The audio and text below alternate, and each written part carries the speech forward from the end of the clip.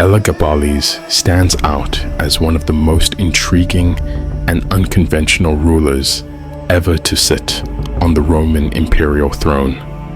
While he may not be as infamous as Caligula or Nero, his reign is marked by a level of extravagance and scandal that rivals the most notorious emperors in history.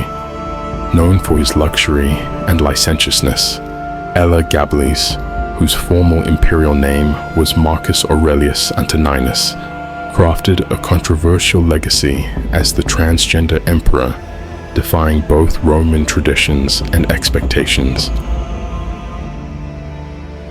Although his true connection to the Severan dynasty has been disputed, Elagabal sought to bolster his claim to the throne by asserting a link to Emperor Caracalla, his alleged ancestor. He was ultimately remembered by his Latinized name, which honored his patron deity, Elagabalus. In this video, we will explore the extraordinary life of this enigmatic emperor. On April 8th, 217 AD, the brutal assassination of Emperor Caracalla left the Roman Empire in a state of uncertainty. With no direct male heir, the succession was unclear. Just days after Caracalla's death, the Praetorian prefect Macrinus declared himself emperor. However, his reign was doomed from the start due to his lack of military experience and his inability to maintain the loyalty of the army, which had been fiercely devoted to the Severan family. Macrinus's peace treaty with the Parthians was disastrous for Rome, a move that only worsened his standing. Amidst growing discontent, a new challenger would soon rise to claim the throne. The seeds of rebellion were sown by Julia Maesa, Caracalla's aunt, who spread rumors that Elagabalus was actually Caracalla's bastard son, born of an affair with her daughters.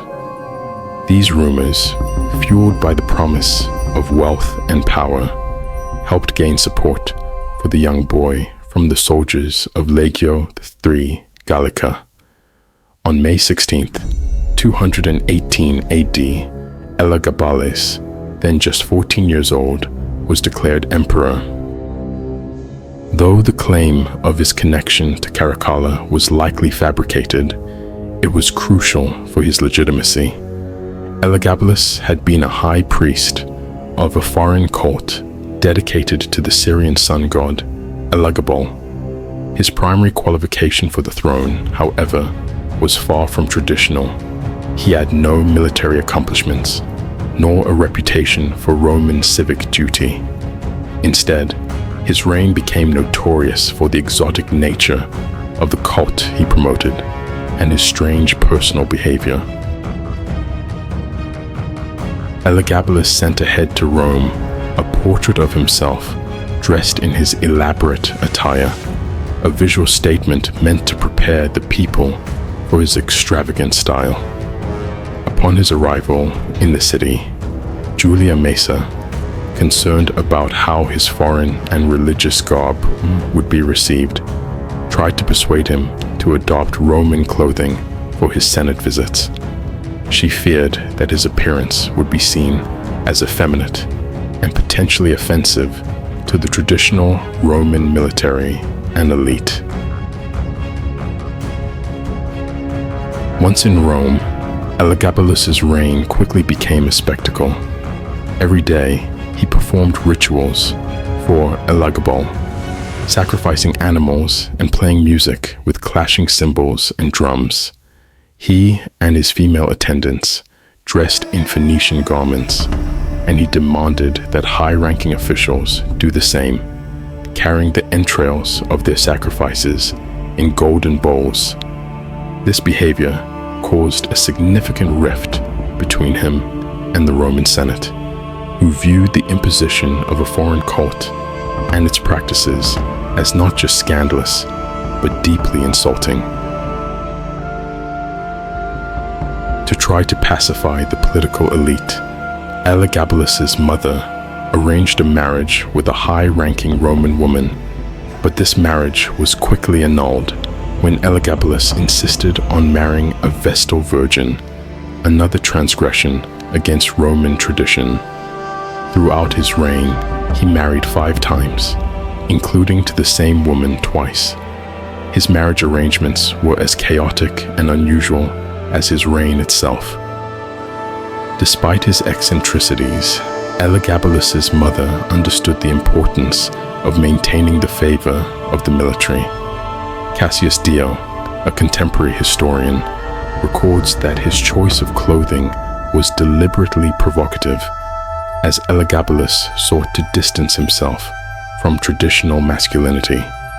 Dio even claims that Elagabalus had plans to go beyond the rituals of his cult, seeking to castrate himself in an attempt to transform his body in alignment with his self-identified gender.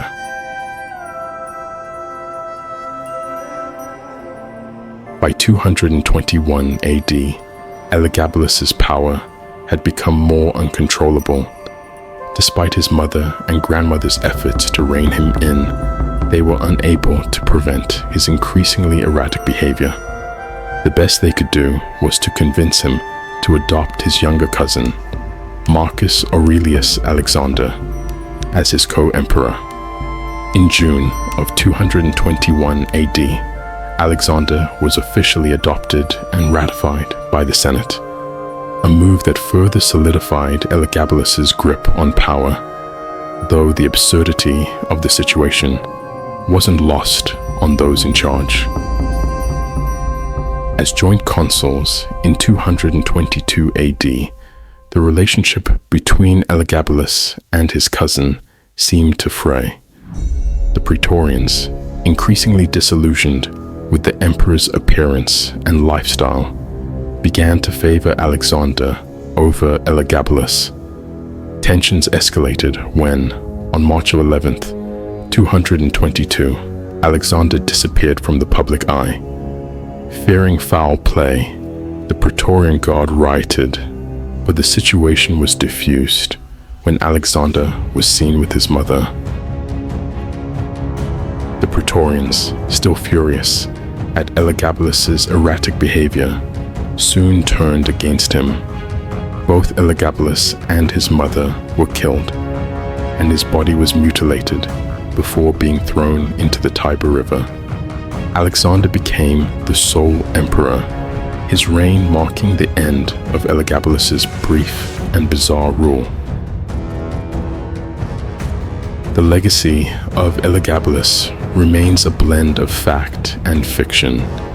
His reign, though short, left an indelible mark on history. The extravagant cult of Elagabalus he attempted to establish at the head of the Roman pantheon was a significant departure from Roman religious norms, and his personal life and behavior have since been shrouded in myth.